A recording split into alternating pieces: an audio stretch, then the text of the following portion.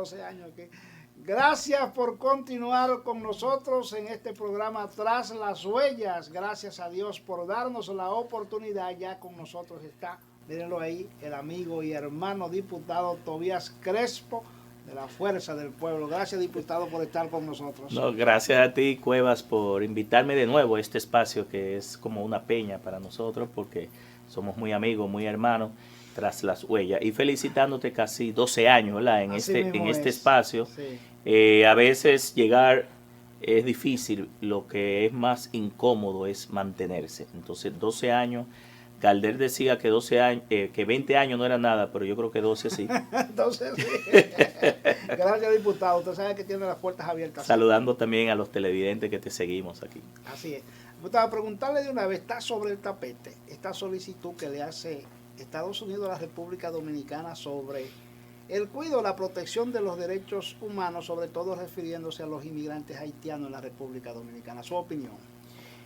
Mire, esta es una petición que yo creo que sobra, ¿verdad? Está de más, porque en la República Dominicana históricamente ha sido un gran receptor de una inmigración continua, histórica, de ciudadanos no solamente de Haití, sino aquí vienen muchos ciudadanos de China. Exacto. Vienen también de otros países, últimamente han estado viniendo de Colombia, de Venezuela. Y el trato que los dominicanos le hemos dado al mundo, sobre todo somos un país muy hospitalario, al turismo también, porque muchos de los turistas se quedan, fuera de los inmigrantes que generalmente se mueven buscando unas mejores condiciones de vida y buscando emprender también. Ha sido el que garantizando los derechos humanos. Creo que la República Dominicana ha hecho demasiado por Haití. Incluso una gran parte de nuestro presupuesto de educación y de salud, en el sistema sanitario, en el sistema educativo, descansa sobre el presupuesto, sobre la carga del Estado Dominicano y toda una serie de gastos y de proyectos, programas, sobre todo relativos a la protección de la frontera. Y estoy hablando a nivel histórico de todos los gobiernos, no estoy politizando el tema porque este es un tema país y que nosotros debemos abordarlo con la mejor objetividad. Y sobre ese aspecto yo creo que Haití, la situación actual, y qué bueno que Estados Unidos, y así esperamos que los demás países, la Unión Europea, Canadá, Francia, puedan seguir estos pasos, porque ya en el caso de Haití no solamente es un estado fallido, sino un territorio tierra de nadie, donde un grupo de bandas, de pandillas, se apoderan de ese territorio, marcan y delimitan su terreno y hacen y deshacen. Eso lleva a que Haití no solamente sea una amenaza para la defensa y la seguridad de la República Dominicana, sino para toda la región, entendiendo, y quiero aquí ser muy objetivo y muy puntual, que una gran parte de la mano de obra dominicana haitiana se utiliza en la construcción. Inicialmente fue en los temas agropecuarios, luego en la construcción, pero ya aquí hay inmigrantes haitianos que se usan en todas las actividades de la vida cotidiana, y eso también te dice el impacto de cómo Haití se refleja en República Dominicana, pero nosotros ya no podemos hacer más, porque tenemos una población nuestra que el censo arrojará, pero creo que estaría muy próxima a los 11 millones de dominicanos, pero a eso tú le agregas los turistas que vienen al país, los inmigrantes, porque los turistas son temporales, y yo creo que el trato que le hemos dado ha sido muy condescendiente desde el punto de vista de los derechos humanos. Cualquier arbitrariedad, cualquier situación que se pueda dar de conflicto, porque siempre se generan entre seres humanos conflictos, pues se aborda y se debe abordar dentro de las relaciones diplomáticas entre ambos países, pero ya el caso de Haití no aguantaba más. Así es. El líder suyo político, yo mismo le hice esa pregunta. El líder del pueblo, bueno, de la sociedad y de la fuerza del pueblo. Y él dice que Haití, en esa misma dirección, diputado, él dice que Haití ha cambiado de un estado fallido a colapsado, y por lo tanto eso la cede y podía peligrar en la seguridad interna de la República Dominicana. Pues claro que sí. Mira, en el caso de Haití, esas bandas, y sobre todo que ha pasado a ser un territorio de nadie, no porque quiera decir que no sea de nadie, sino de un grupo que controla. Cuando uno dice de territorio de nadie es que no hay autoridad, no hay gobierno, no hay gobernabilidad, no hay un interlocutor. Pero no solamente eso, varios países han retirado sus delegaciones diplomáticas y a todos sus ciudadanos le han indicado que salgan de ese territorio porque no se le garantiza su vida y sobre todo su nivel de calidad de vida con la violencia que se está dando. Y vuelvo y repito, ya el tema de Haití no solamente afecta a la República Dominicana como tal, que para nadie es un secreto que en todos los aspectos de la vida hemos estado cargando sobre el presupuesto de ingresos y gastos en la República Dominicana y dando un trato de acuerdo a lo que son los derechos humanos. Entonces, cuando tú ves ya que naciones, no solamente de América Latina, sino de Europa y de otras potencias, hacen una advertencia a sus ciudadanos, te dice el nivel de colapso, como dice el presidente de la Fuerza del Pueblo, que ha llegado ese territorio. Ojalá a partir de ahora haya un esfuerzo serio, porque no es desde ahora que estamos abordando la problemática. Yo digo la problemática porque ya no es un problema, es una problemática muy compleja, muy estructural, histórica, y que la comunidad internacional entienda que no se puede ir porque ya en muchas ocasiones ya se han intervenido con delegaciones, con la MINUSTAH, y las Naciones Unidas ha ido en favor del control y con programas, proyectos y políticas en beneficio de ese país y de garantizar que la región tenga un nivel de gobernabilidad y de tranquilidad. Pero esperemos que ya ahora sea algo estructural, algo permanente y no cortoplacista. Así es. Diputado, ¿cómo usted ve, valora el esfuerzo que ha hecho el presidente Luis Abinader, no solamente con llamar a la comunidad internacional, sino el tema de la frontera?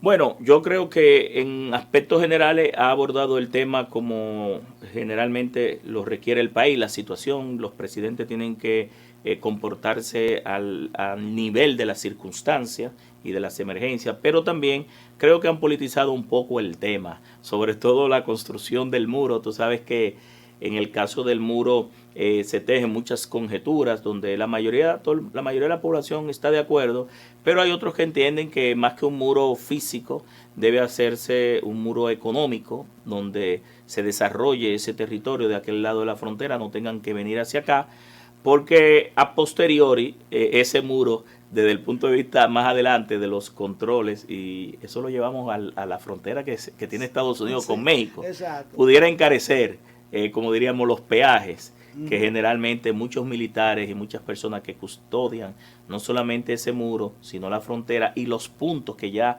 el Ministerio de Defensa, los organismos de inteligencia tienen ubicados como rutas donde una gran cantidad de inmigrantes cruzan por el territorio, del territorio haitiano al territorio dominicano. Es decir, una vez construido ese muro, pues pudiera encarecer el peaje por el tema histórico de cómo los militares en esa frontera han estado manejando muchas situaciones que en definitiva van en contra de la soberanía, de nuestra independencia, del territorio y de la autodeterminación. Pero esos son temas que entendemos que cada uno de los gobiernos y los ministros que han estado debemos ir reforzando, porque donde quiera que hay un ser humano controlando y vigilando un punto, hay que tener un punto de sanción, de disciplina, claro, porque cuando no hay un régimen sancionador, el tema de dejar hacer es lo que se establece. Diputado, cada vez que la frontera tiene muchas empresas que se generan ahí, incluso el gobierno tiene iniciativa de continuar aportando en el comercio, quizás no en la frontera de aquel lado, pero sí de este lado, para permanecer con un mercado bilateral mejor. ¿Cuál es su opinión? Yo entiendo que en el caso específico de la frontera, incluso hay no solamente empresas que se han establecido, empresarios de este lado, de aquel lado, pero también empresarios fuera de las dos naciones, y una legislación que tú sabes que fomenta el tema de la zona franca y de la deducción de impuestos, del fomento a las actividades en la frontera, por lo que te dije ahorita, que más que un muro físico, que una barrera física debe ser un muro económico que detenga la migración de aquel lado hacia este lado, porque si allá se mejoran las condiciones de vida, no hay necesidad de venir a este lado.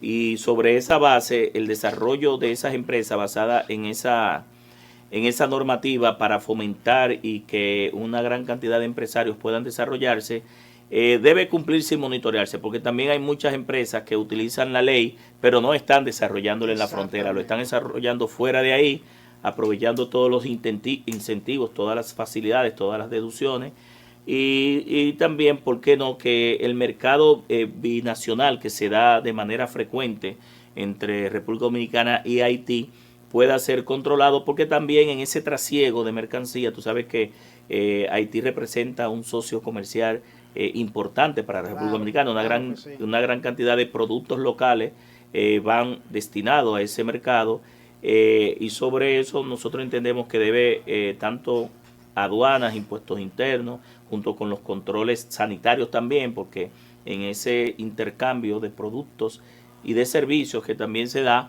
pues también hay un trasiego que tiene que ver con la parte sanitaria, la propagación de enfermedades, y que el Ministerio de Salud, con las políticas públicas sanitarias, debe regular y controlar. Entonces, en ese aspecto entendemos, y te voy a dar un ejemplo simple.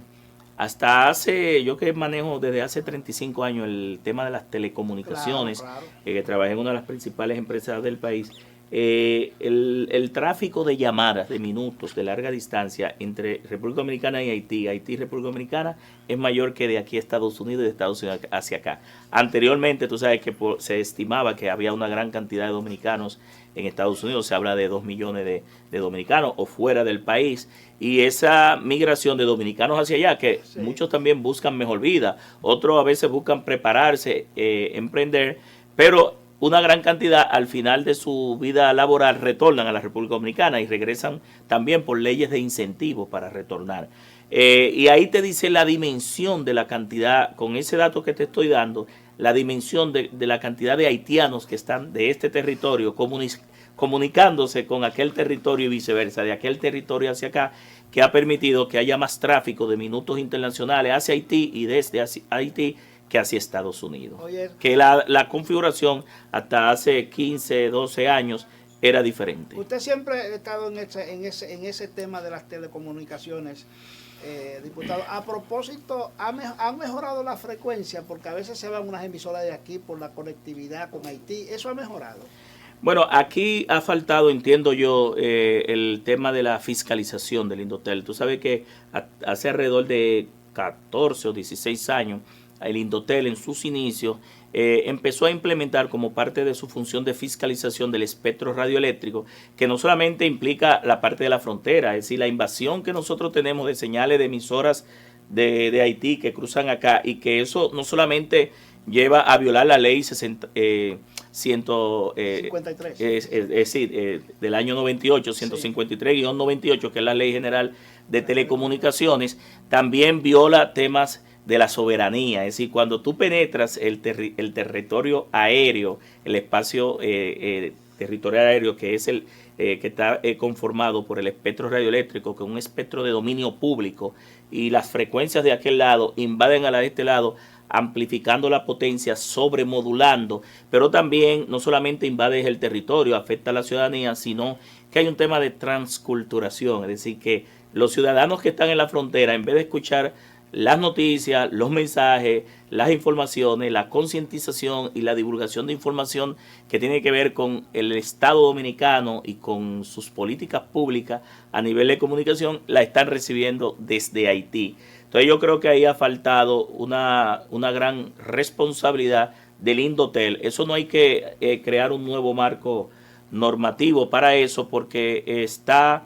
estipulado dentro de las facultades de Indotel, de esas unidades de inspección del espectro radioeléctrico, y sobre todo siempre se hace, Cuevas, respetando siempre la diplomacia y las relaciones internacionales. Sí, no es que tampoco nosotros vamos a estar tumbando o bloqueando señales, que también hay bloqueadores de señales, claro, en el caso de que haya la decisión y la voluntad política de hacerlo.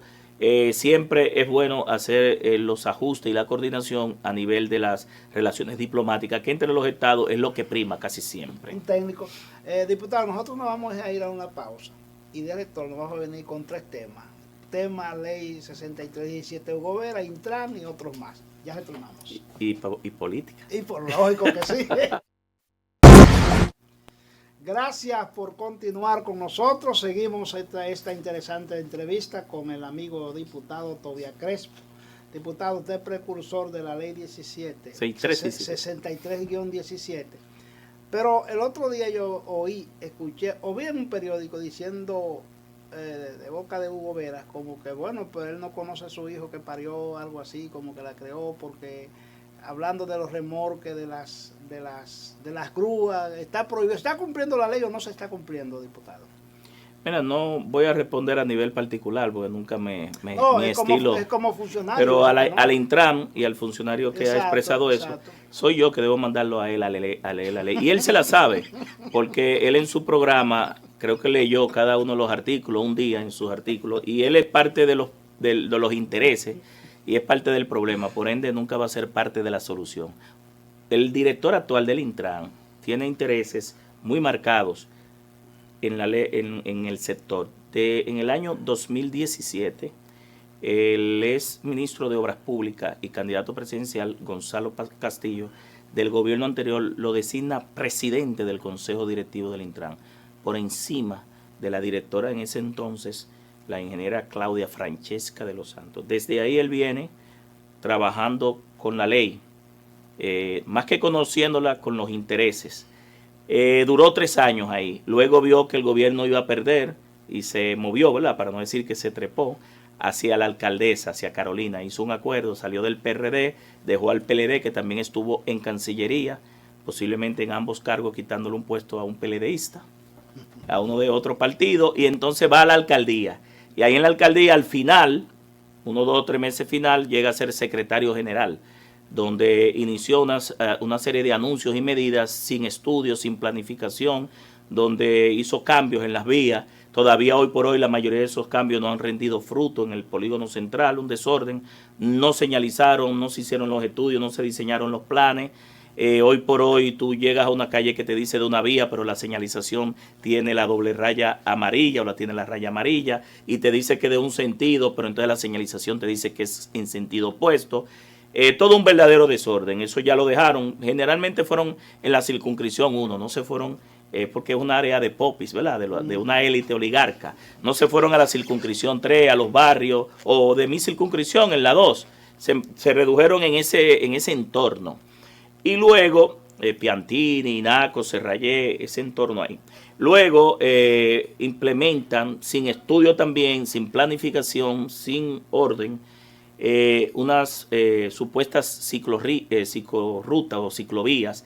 Por ejemplo, en la Bolívar ponen unos muritos, reducen el nivel de servicio de la vía. Ningún grupo de ciclistas ha usado esa ciclorruta. El otro día vi un reportaje de unos motoristas que es lo que lo están usando en vez de los ciclistas. Nunca he visto en ningún país del mundo que una ciclovía, una ciclorruta esté en calles de alta densidad y sobre todo donde pueden pasar vehículos pesados como en esta. Las ciclorrutas son corredores que se diseñan y se establecen en ambientes coloniales, históricos, patrimoniales y en zonas turísticas, las playas, los balnearios o en entes ecológicos como el botánico, el zoológico, donde un grupo de personas pues utilizan un carril exclusivo que debe ser respetado por los conductores de los vehículos y hasta por los peatones también, por todos los usuarios de las vías, porque es una vía dedicada exclusivamente a ese tipo de vehículos. Y en ese aspecto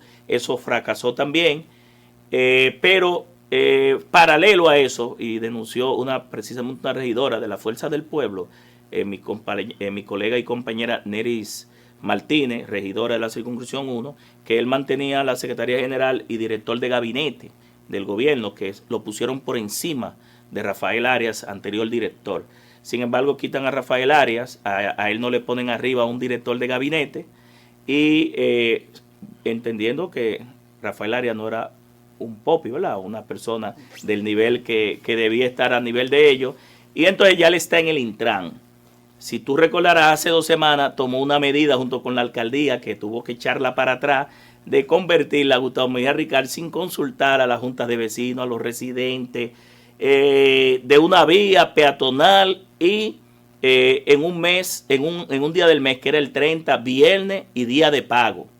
Eso creó un revuelo en las redes que lo convirtieron a ambos en los memes de ese viernes. Tuvieron que tirar en la red un mensaje de echar para atrás esa medida que nadie la pidió. Si tú te das cuenta, están manejando la ley de relajo. Por eso yo he dicho en esta semana al presidente Luis Abinader que la movilidad, el transporte terrestre, el tránsito y la seguridad vial es algo muy, muy serio para dejarlo en un humorista, en un cómico. Ahí se tiene que poner una persona del perfil para resolver los problemas. Mientras sea parte de los intereses, no va a ser parte de la solución. ¿Y por qué digo esto? Tú te ríes, pero aquí se mueren de 4 a 6 dominicanos todos los días. Nosotros somos el primer país en el mundo con mayor víctimas mortales por accidentes de tránsito. Más de 37.6 dominicanos por cada 100.000 habitantes mueren. Pero no solamente eso, el Estado gasta más de 60.000 millones de pesos en el sistema hospitalario para atender a los heridos, a los motoconchistas y en todo el sistema de salud, sin incluir los gastos de la justicia, administrativos, las indemnizaciones, pero también la cantidad de combustible que se gasta todos los días por esta improvisación de no saber qué es lo que van a hacer con la movilidad, con el transporte terrestre. Pero no solamente eso, que aquí desde hace un tiempo se ha estado trabajando con los organismos de financiamiento multilateral, el Banco Mundial, el BID, la Alianza Francesa para el Desarrollo, una serie de proyectos que tienen que ver con el cumplimiento de la ley y la colectivización, la masificación del transporte, el establecimiento de los corredores, un plan de movilidad sostenible, un sistema integral de transporte público. Y esto verdaderamente requiere de una persona que más que anuncios, promesas y estar en las redes y en los medios de comunicación, la gente lo que quiere ya es respuesta, porque a 6 años ya 6 años en el próximo mes de febrero, de promulgada la ley, los cambios estructurales no lo hemos visto. Entonces, yo creo que en el caso específico de Parquéate Bien, que fue donde tal vez tuviste nuestras declaraciones, yo he demostrado en la ley que el artículo 237 de la ley 6317 te enumera todos los lugares donde no se debe estacionar. Y luego te dice en el párrafo, creo que el 3, que la sanción para un mal estacionamiento o una violación a los estacionamientos descritos en creo que cada uno de los 23 lugares donde no se debe parquear, es la multa, la indicación de la infracción, y ya un tribunal decidiría la multa, la sanción final, y la reducción de los puntos en el sistema de conducir. No requiere que se le lleve el vehículo a un centro de detención por mal estacionamiento. Ahora, la medida es buena de determinar que no se parqueen en paralelo, determinar en qué lado se van a parquear los vehículos, porque las vías, aunque no son diseñadas para parquear, el gran congestionamiento, la planificación urbana que está descontrolada, hace que nosotros parqueemos nuestro vehículo en vez de un parqueo público o privado en las calles. Pero las calles no se diseñaron para parquear ni estacionar, sino para circular. En ese aspecto que yo he dicho y sostengo, la ley 6317 en el artículo 187, y estoy siendo muy preciso, ¿verdad? Claro. Dice cuáles son las causales que la autoridad, en este caso la DGCET, embestido por la ley, puede retener un vehículo a un ciudadano por 72 horas. Porque cuando un agente de la DGCET retiene el vehículo por una condición o causal que no lo indique la ley, te está violando 2 derechos fundamentales. El derecho a la propiedad privada, ese vehículo es tuyo, ninguna persona puede quitarte tu vehículo a menos que tú hayas violado la ley con él, y te voy a decir las causales, las 5. Y el derecho al libre tránsito, que no solamente es un derecho constitucionalizado, sino que hay acuerdos y convenios internacionales que permiten que los migrantes, los turistas, del año 1948, en la Convención de Viena, se estableció el derecho al libre tránsito como un derecho humano, incluso aparte de constitucional. Entonces, ¿cuáles son las 5 causales en las cuales la DGC sí puede retener el vehículo? No tienes la propiedad, la matrícula, es decir, tú no andas con el original o la copia de la matrícula en tu vehículo, no puedes mostrar la propiedad. Entonces el agente debe ponerte la multa, retenerte el vehículo por 72 horas, lo pusimos por 72 horas. Por si acaso es un viernes, tú tienes que resolver el lunes, pagas la multa, rezarse lo que el daño hecho, si llevas la matrícula, te reducen los puntos y te entregan tu vehículo. Pero tú debes andar con el documento de propiedad. La otra causal es la placa. No tienes el pago de la placa. La placa es el pago del derecho a la circulación. Si tú no has pagado un impuesto que es para circular, el vehículo no puede seguir circulando. Entonces se te retiene por 72 horas. Se te pone la indicación de la multa, los puntos en la licencia. A las 72 horas, cuando tú lleves tu placa, pagues la multa, entonces se te entrega tu vehículo.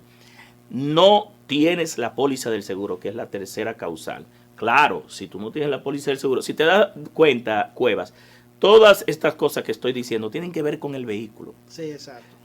Con la condición del vehículo y con elementos del vehículo, porque las demás sanciones tienen que ver con el conductor, no es el vehículo que viola. Sí. Es como recuerdo una vez en un gobierno, creo que fue el de Hipólito, que a un transportista que hizo una protesta con unos burros, lo agarraron preso y hasta los burros lo metieron preso. Y los burros no tenían que ver con esa protesta y hasta los pobres burros se llevaron presos. Es decir, los burros no tenían que ver nada con esa protesta. Entonces, si tú no tienes la póliza retomando el tema, ¿verdad?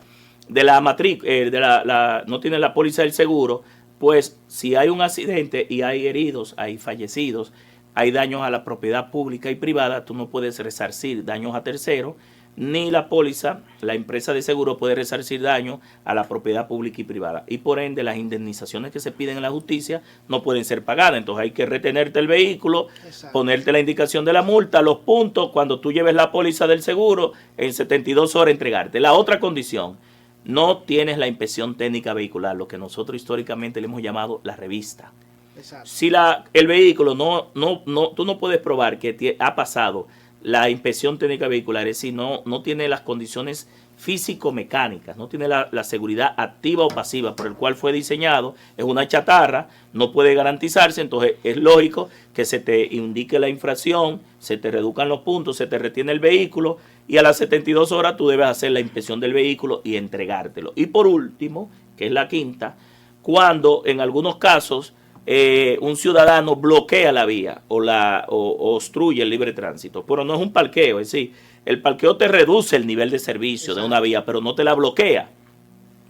En ese aspecto, la ley 6317 también le da facultad a la DGC para llevarte el vehículo a un centro de retención por 72 horas, se te pone la multa y se te reducen los puntos en la licencia.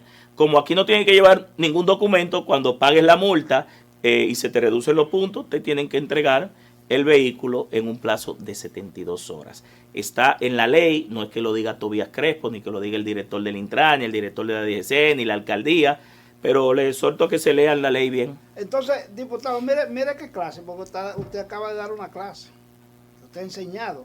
Entonces, esto significa que esa ley, luego de su existencia, no se ha llevado correctamente, porque hay muchos puntos ahí. No, lamentablemente no. Tanto en el gobierno anterior, desde el 2017 hacia acá, las expectativas nuestras no han sido satisfechas. Okay. Sí, pero no solamente nuestra, José Cuevas, también de 15 legisladores que trabajamos, tú sabes que ha estado por el Congreso, trabajamos más de 5 años y medio, en el caso mío particular, 12 años, porque la vine a trabajar desde que era director general de tránsito, claro, en el Ministerio de Obras Públicas, del 2004 al 2010. Una gran cantidad de ciudadanos que fueron a aportar, hicimos vistas públicas, más de 5.000 horas de trabajo, 500 reuniones de comisiones. Hemos visto que no se ha aplicado la ley correctamente. Estamos hablando de un marco jurídico modelo en América Latina, comparado con todos los países, mejor que todas las leyes. Es un código de la movilidad, del transporte terrestre como actividad económica, del tránsito y de la seguridad vial. Entonces, las expectativas nuestras van a seguir esperando para que finalmente alguien llegue y comprenda que esto es algo muy serio para cogerlo de relajo. Así es. Óigame, diputado, usted va, por ejemplo, en la 27 de febrero, sobre todo 27 de febrero, y vías importantes, avenidas importantes. ¿Es legal que se pongan esos conos amarillos para la división del tránsito? La autoridad puede, la DGC puede, en momentos de congestionamiento, puede intervenir, por ejemplo, un semáforo cuando pasa un VIP, hay un accidente, no para sustituir el semáforo de manera permanente. Yo siempre he criticado que este es el único país del mundo donde un semáforo, donde un agente de la DGC sustituye el semáforo, porque de manera permanente, cuando el agente sustituye el semáforo, lo que te dice dos cosas: que no debe existir el semáforo y hay que poner al agente, sí. Es decir, que la tecnología no funciona. Imagínate un solo agente en la 27 con 10 carriles en la 27 y 8 carriles en la Churchill. Controlará mejor ese agente, un solo agente, esa intersección, que la tecnología, que es inteligente, que tiene espira, detectores de flujo de tráfico, que te mide la capacidad y que te asigna de manera dinámica el tiempo de cada fase. Nunca lo va a controlar. Pero no solamente eso, José, es que lo que estamos enseñándole a nuestros hijos en las escuelas es que el verde es para seguir, el rojo es para parar y el amarillo es precaución. Sin embargo, cuando insertas a la gente, el agente está rompiendo todos esos códigos, que es una decodificación de una señal de vida o de muerte. Se me ha dado caso, no sé si a ti, que hay intersecciones que te ponen dos agentes. Claro. El semáforo te da paso, el que está de tu lado te dice que pares, pero el semáforo te está diciendo que cruce. Pero hay otro que te dice que siga. Sí. Y entonces tú le preguntas, ¿y a quién le creo? Al que me dijo que me paró, porque a veces no coordinan los dos agentes. No, y entonces el de atrás, ¿qué está haciendo? Pitándome bocina, sí, porque el semáforo está en verde. Entonces los agentes de la DGC, salvo que en esa condición, como tú dices, que se pongan los conos, y eso implica un nivel de salvajismo de los conductores dominicanos. Sí, aquí hay que hacer un mea culpa. Educación, ¿verdad? Sí, un nivel de educación, y más que educación, de concientización. Cuando la autoridad tiene que ponerte lo que yo implementé en la Lope de Vega, en la Tiradentes, los muritos, los famosos muritos de la isleta central, te dice que tú le pones el semáforo, le pones la raya blanca intermitente, la raya blanca continua, le pones la raya blanca amarilla, la doble raya amarilla, que es una barrera física, y también tienes que ponerle la barrera física, es decir, el murito. Te dice el nivel de violación a la ley, de inconsciencia que tenemos en República Dominicana. Entonces, esos conos que la gente entra a los elevados, te dice la forma no adecuada de nosotros conducir. Yo creo que en un momento dado cumplen su rol, pero no estoy de acuerdo en el caso de la sustitución de los semáforos, que se haga de manera permanente como lo están haciendo. Entonces, los agentes deben estar o antes del semáforo para hacer cumplir la línea de stop, la cebra, el paso de peatón, para que los peatones crucen cuando tengan su derecho de paso o de preferencia, o después del semáforo, para que el que se vaya en rojo, ponerle la sanción. Entonces, nunca en el centro, solamente en el centro, cuando hay un accidente, cuando va a pasar un VIP, o cuando el corredor se tranca. Hay momentos de horas pico, como le llaman, muy fuerte, que en un momento dado se puede justificar, pero inmediatamente se libera, el agente debe dejar que la tecnología controle. Diputado, se nos va el tiempo, pero yo quiero preguntarle sobre la Fuerza del Pueblo. Hizo una excelente actividad sobre la escogencia de 20 mujeres más que lleva a la dirección política. ¿Cómo va eso en la Fuerza del Pueblo? Bueno, el martes pasado tuvimos un buen ejemplo de participación, de democracia, como ningún otro partido en la República Dominicana. La Fuerza del Pueblo es el único partido que ha dado cumplimiento a la ley 3318, que da un mandato a que nosotros demos participación a las mujeres, o más que a las mujeres, habla de equidad de género, 40-60, 40 mujeres y 60 hombres, o 60 mujeres y 40 hombres, sí, de uno u otro. Exacto. Y en ese aspecto, al llevar a 20 mujeres más la compañera llamada Melo Viuda Cardona, que también era la única que estaba en la dirección política, llevamos el porcentaje a más de 40%, 41.5% son mujeres de la dirección política, en una actividad muy participativa, porque de 1.144 miembros de la dirección central que somos, junto a la dirección política que existía, se aperturó un proceso democrático, competitivo, donde las mujeres amarraron sus votos, buscaron su participación. Yo me reí durante el proceso porque hubo una segunda ronda. Entonces, en la primera ronda tuvimos 7 horas ahí, nos fuimos convocados a las 3 de la tarde y salimos a las 10 de la noche. Y en la primera ronda solamente pudieron pasar con 500 y pico de votos, la mitad más uno, porque habíamos más del 90% de la membresía, y te dice el nivel de involucramiento que tiene la Fuerza del Pueblo en su militancia y su dirigente. Solamente pasaron 6. Y entonces se fue a segunda ronda, el doble de las que faltaban. Eran 14, las 28 más votadas fueron a una segunda ronda y ahí elegimos a 20 compañeras. Que la felicitamos y ahora a trabajar. La Junta Central Electoral está cortante con ese asunto, con la campaña de tiempo, una resolución 34-2022 que ha emitido, todas las reuniones, se han reunido con todos los partidos políticos, pero la opinión del diputado, ¿cuál sería?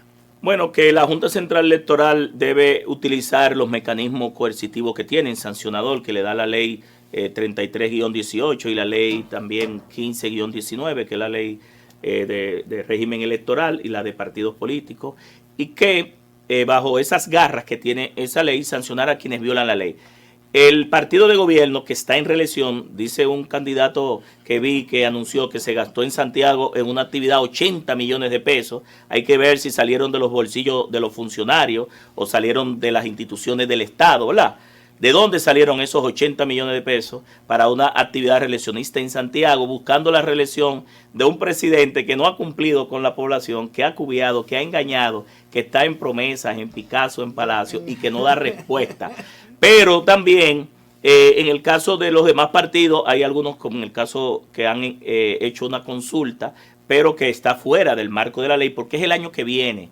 En el mes de mayo, junio, que la Junta Central Electoral hace la proclama para las primarias y la pre-campaña. En ese sentido, en el caso de la Fuerza del Pueblo, no hemos estado violando. El delegado político de la Fuerza del Pueblo ante la Junta, que es mi hermano Manuel Crespo, hace unos meses depositó un documento informándole a la Junta Central Electoral que la Fuerza del Pueblo, como partido nuevo emergente, que es el único que está creciendo y fortaleciéndose, iba a iniciar un proceso de afiliación y organización para llevar a 2 millones de afiliados. En eso estamos juramentando en locales cerrados, porque la ley te dice que es en locales cerrados. Claro. Y nosotros como partido, como te dice, nuevo, emergente, en crecimiento, estamos facultados por la ley a entregar un padrón. Y si no hacemos la afiliación y la organización, no podemos entregar el padrón. Gracias al diputado Tobias Crespo, gracias a Dios por darnos la oportunidad de estar en este programa Tras las Huellas. Gracias, diputado. Gracias, José, y de verdad que me siento muy a gusto aquí. Se nos quedaron muchos temas con el diputado, muchísimos temas. Gracias, el periodista José Cuevas en este programa Tras las Huellas estuvo con ustedes y será hasta la próxima.